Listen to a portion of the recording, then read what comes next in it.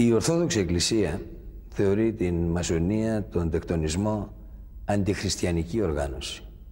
Ωστόσο, κυρίες και κύριοι, διακεκριμένοι ιεράρχες υπήρξαν ή είναι μέλη τεκτονικών στόχων.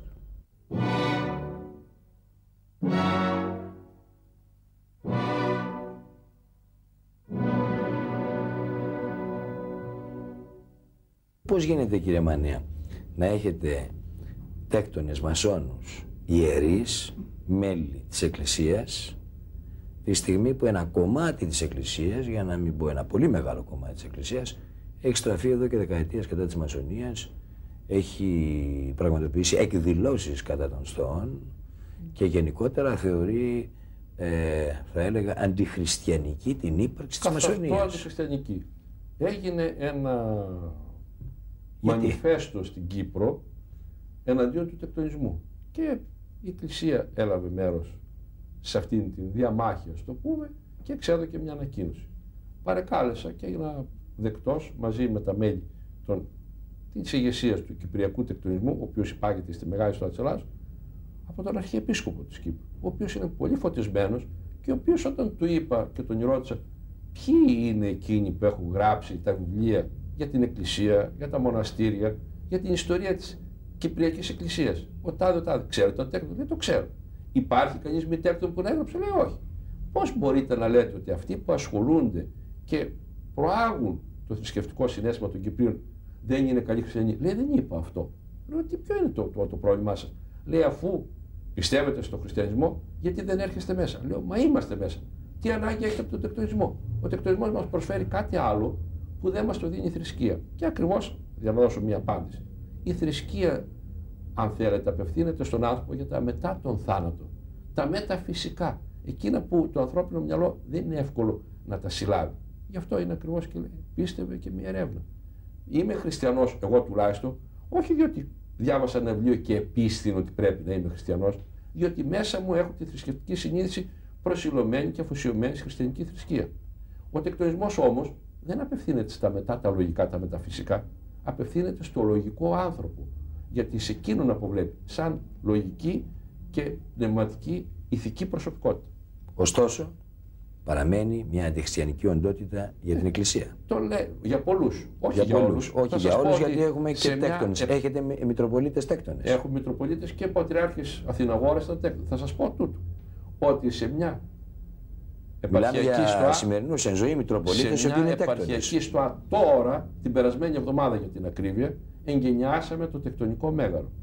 Και εκεί ζητήσαμε από τον Μητροπολίτη και έστειλε έναν αρχιμανδρίτη και έκανε τον αγιασμό. Διότι είναι φωτισμένος, είχε κάνει σπουδές στο εξωτερικό, είχε σπουδάσει και το θέμα του τεκτονισμού και γνώριζε πολύ καλά ότι ο τεκτονισμός όχι μόνο. Ήτανε μέλος τεκτονικής στοάς. Όχι, και αυτό είναι το περίεργο. Ότι ενώ δεν ήταν μέλος ούτε στο εξωτερικό ούτε εδώ, είπε ότι εγώ δεν έχω τίποτα με τους τέκτονες. Δεν είμαι τέκτον, αλλά δεν θεωρώ ότι είναι αντιχριστιανή. Αυτή η πράξη του όμως θα μπορούσε η Εκκλησία της Ελλάδος να την αποκηρύξει. Να την ψέξει. Βεβαίως. Και αυτό είναι ακριβώς που σας λέω, ότι πολλοί αποφεύγουν να εκδηλωθούν, μήπως τυχόν κάκο χαρακτηριστούν. Να σας ρωτήσω κάτι. Πώς αποφασίσατε να καλέσετε ένα Μητροπολίτη να κάνει αγιασμό σε έναν χώρο όπου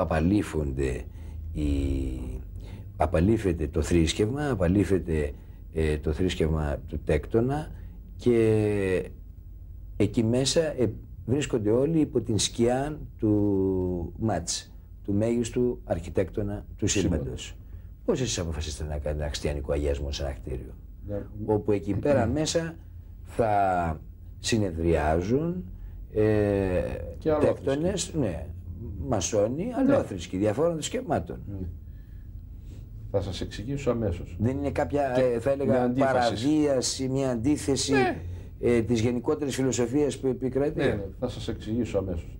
Απαγορεύεται απολύτως κάθε θρησκευτική συζήτηση και κάθε πολιτική συζήτηση μέσα στις στοές.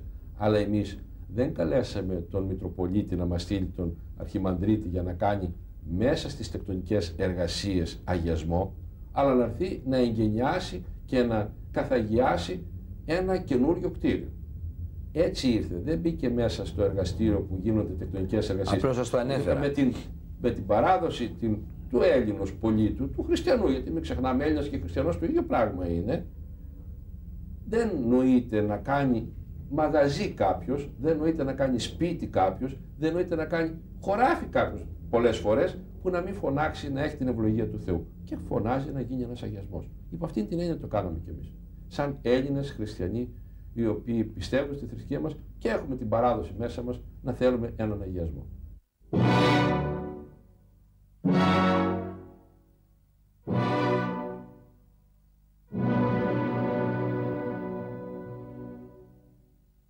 Στην εκπομπή μας, σε συνέντευξη που έδωσε μεγάλος διδάσκαλος μασονικής στοάς, ανέφερε το γεγονός ότι υπάρχουν ιερείς οι οποίοι ουσιαστικά αγιάζουν, κάνουν αγιασμό σε νέες στοές. Πώς εξηγείται αυτό το φαινόμενο? Πηγαίνουν αυθόρμητα αυτοί οι ιερείς ή καλούνται? Τους καλούν και πηγαίνουν. Κοιτάξτε, επιτρέψτε μου, ίσως είναι τολμηρό αυτό που θα πω, αλλά αυθόρμητα έρχεται μέσα μου επιθυμία να το εκφράσω, ακόμη και σε οίκους ανοχής. Καλούν οι ιερείς να κάνουν αγιασμό. Πάλι το πράγμα έχει δύο όψεις.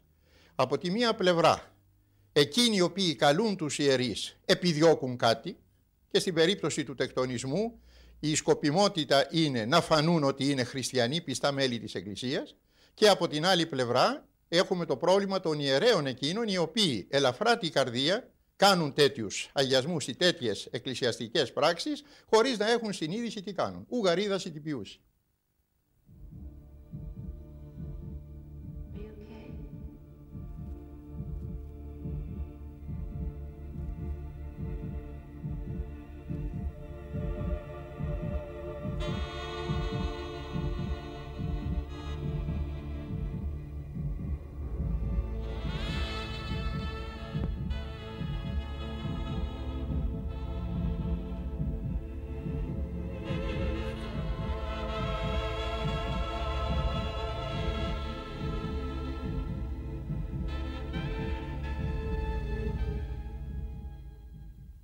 Κύριε Μανέα, να περάσουμε σε ένα άλλο θέμα που αφορά την περίφημη τεκτονική αλληλεγγύη. Οι τέκτονες αλληλοϊποστηρίζονται μεταξύ τους και ο κόσμος βάσιμα πιστεύει ότι αυτό δημιουργεί μεγάλες ανισότητες μέσα στην κοινωνία μας, διότι προάγονται τέκτονες σε διάφορες θέσεις, υποστηριζόμενοι από άλλους τέκτονες, διότι όπως είπατε προηγουμένως υπάρχουν πολιτικοί τέκτονες που θα επιλέξουν τον τέκτονα για προαγωγή. Διότι ακόμη, αν θέλετε, έχετε και δικαστικούς τέκτονες. Δεν έχετε δικαστικούς τέκτονες? Έχετε δικαστικούς τέκτονες μέσα. Φτάνουμε στο σημείο να πιστεύουμε ότι όταν εκδικάζεται η απόφαση ενός τέκτονα, ο οποίος κατηγορείται για διάφορα πράγματα, αν ο πρόεδρος του δικαστηρίου ή κάποιος ή κάποιοι εκ των δικαστών έχουν σχέση με τον τεκτονισμό, είναι τέκτονες, τότε θα τύχει μιας ευεργετικής μεταχειρήσεως, κύριε Μανέα. Αυτό το θέμα λοιπόν της τεκτονικής αλληλεγγύης θα μου επιτρέψετε να σας πω ότι όχι μόνο να απασχολεί, αλλά δημιουργεί και πελώρια ερωτήματα στον κόσμο, με αποτέλεσμα πικρόχολα σχόλια, καυστικότατα για τη μασονία. Πράγματι τα σχόλια γίνονται, αλλά είναι τελείως αβάσιμα. Θα ήθελα να σας πω το εξής. Όταν κάποιος τέκτον βρεθεί να υποπέσει ένα παράπτωμα και πρόκειται να κριθεί από τέκτονες, είτε στο χώρο το δικό μας, είτε έξω από το χώρο το δικό μας, πάντοτε οι κρίσεις είναι αυστηρότερα από ό,τι για οποιονδήποτε άλλο. Είναι ένα δυσμενές προνόμιο το να είναι τέκτον κανείς όταν κρίνεται από τέκτονας. Διότι τι γίνεται?